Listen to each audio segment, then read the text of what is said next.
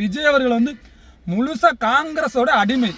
சொல்லப்போனால் விஜய் வந்து வேற யாரும் கிடையாது, காங்கிரஸ், அதாவது ராகுல் காந்தியோட ஒரு அடிமை தான் விஜய்.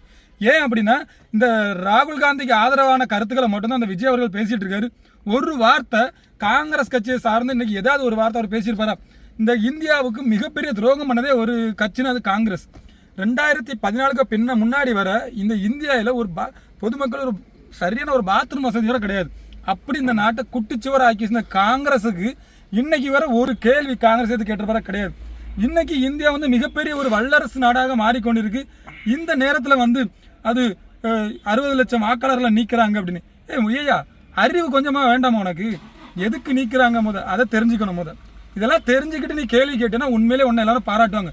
சும்மா பேப்பரை பார்த்துட்டு 65 லட்சம் வாக்காளர் நிற்கிறதுனால மோடி அரசியல் நீ கிடையாது, எல்லாம் தெரிஞ்சவங்க மாதிரி நீ பாட்டுக்கு ஏதோ ஸ்கிரிப்டை பார்த்து படிச்சுட்டு போயிட்டே இருக்க. காங்கிரஸ் கட்சி இது வரைக்கும் இந்த இந்தியாவுக்கு என்ன செஞ்சிருக்கு? ஒரு நன்மையை உன்னால் கூற முடியுமா? நீ வந்து இந்த நாடை வல்லரசாக மாற்றி கொண்டு இருக்கக்கூடிய பிரதமர் மோடி அவர்களை நோக்கி இந்த அளவுக்கு கேள்வி கேட்குறீங்க. இந்த நாடு எப்படி இருந்துன்னு தெரியுமா? 2014 முன்னாடி வரை இந்த நாடு எப்படி இருந்துச்சு?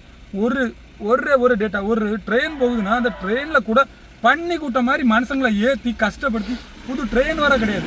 அந்த அளவுக்கு கொடுமையிலும் கொடுமையான ஆட்சி தான் இந்த காங்கிரஸ் ஆட்சி. தெரியும் மீனவர்கள்லாம் எந்த அளவுக்கு கொண்டு கூச்சாங்க காங்கிரஸ் ஆட்சி காலத்தில். நம்ம இந்திய ஆர்மி தலையை வெட்டி கொண்டு பாகிஸ்தானில் வந்து போட்டிருந்தான் பாகிஸ்தான்காரன். அப்போல்லாம் கேள்வி கேட்க முடியாத ஒரு ஆட்சியாக இருந்தது. தலையாட்டி பொம்மை மாதிரி பிரைம் மினிஸ்டர் மன்மோகன் சிங்கை வச்சிருந்த ஆட்சி. அதை குறைச்சொலுக்கு வக்கலாத இந்த சினிமா நடிகர் விஜய்க்கு ஒரு பிரதமர், அதாவது இவரை பற்றி பேசுகிற தகுதி வேணும். பிரதமரை பற்றி பேசுறதுக்கு ஒரு தகுதி வேணும். தகுதி இல்லாத நீ எல்லாம் அதாவது சினிமாவில் உள்ள புகழ்ச்சியை வச்சுக்கிட்டு வந்து பிஜேபி எதுக்கிறது வந்து மிகப்பெரிய தவறு. அவருடைய வாய் கொழுப்பு வந்து அதிகமாக போயிட்டு இருக்கு. எல்லாம் படத்தில் டப்பிங் கொடுக்குற மாதிரி வாயை மட்டும் அசைக்கக்கூடிய ஒரு ஆள் தான் இந்த விஜய் அவர்கள்.